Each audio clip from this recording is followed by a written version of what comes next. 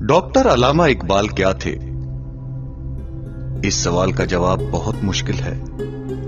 کہنے کے لیے کہا جا سکتا ہے کہ وہ دنیا کے ایک بہت بڑے انسان، دور حاضر کے ایک بلند پایا حکیم و فلسفی، دنیا پر خودی کا راز فاش کرنے والے، انسانوں کو آداب، جنوں اور خود آگاہی سکھانے والے، غلاموں کو اسرار فکر و شہنشاہی سمجھانے والے، مسلمانوں کو شان مومن بنانے والے، حقیقت کے ترجمان، انسانیت کے معلم، وطن کی عزت، ایشیا کی آبرو، ملت کی شان وغیرہ وغیرہ۔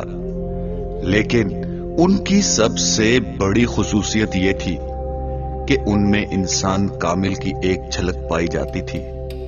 وہ خوددار فقیر، پکے مومن اور عاشق رسول صلی اللہ علیہ وآلہ وسلم تھے۔